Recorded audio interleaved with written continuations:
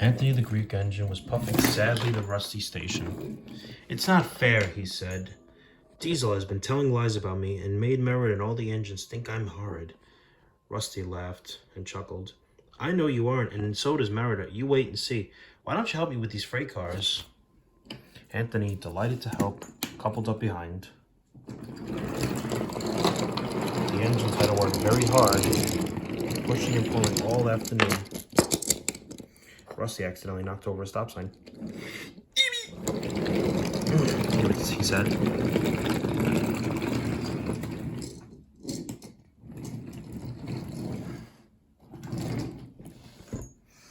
And by the time they made it to the top of the hill, Anthony uncoupled himself and left. "Goodbye," he said, and headed all the way down to the level crossing. Anthony liked coasting down the hill, running easily with the wind. Suddenly, it was a guard's warning whistle. "Hurrah, hurrah, hurrah," at the truck. "We've broken away, we've broken away. Chase him, bump him, throw him off the rails." "Hurry, Anthony, hurry," said his driver. But the cars were catching up. "As fast as we can, then they'll catch us gradually. Another clear mile and we'll do it." "Oh, glory, look at that!" James was just pulling out on their line. Any minute there could be a crash.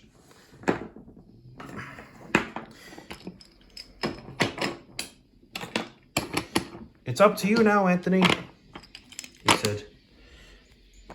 Anthony put every ounce of weight and steam against the trucks. "It's too late," he said.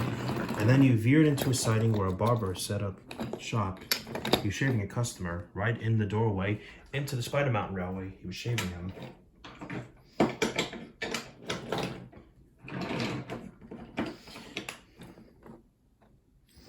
"Oh no. The creator's putting the cars on the rails. We've only got hours to stop the train. Hours!" Actually, not quite. Anthony popped out into the other door. The customer and the barber were shocked. The silly cars had knocked their guard and left him far behind after he had whistled the warning.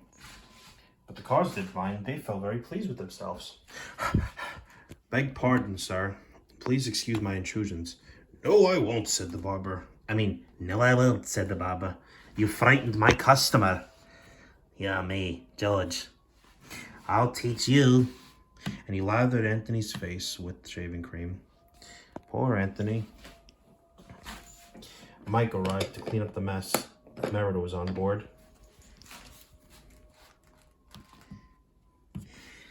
"Excuse me, Merida, but I do not like engines popping through my doorway. I appreciate your feelings, but actually it doesn't belong to anybody. It just happens to lead out of the hotel into your barbershop, and then there's a switch track to connect to the Spider Mountain Railway, now occupied by DK. But anyhow, you must know that this engine and his crew prevented a serious accident. It was a very close shave," she said. "Oh," said John. "Uh-oh. Pardon me." So he filled a basin of water to wash Anthony's face. "I'm sorry. I didn't know you were being a brave engine." "That's all right, sir. I didn't know that either. You were very brave indeed," said Merida. And then Mike pulled Anthony and the train out of the tunnel. Whatever. And when you were and then he had more news for Anthony. She had more news for Anthony. "And when you're properly put back together, you are coming home." "Home, ma'am? Do you mean the yard?" Merida, the barber, and the customer all came out of the portal. "Of course," they all said. "But ma'am, they don't like me. They like Diesel." "Not now," said Merida. "I never believed in Diesel, so I sent him packing. The engines are sorry and want you back." A few days later, when he came home, there was a really rousing welcome for Anthony, the Greek-American engine.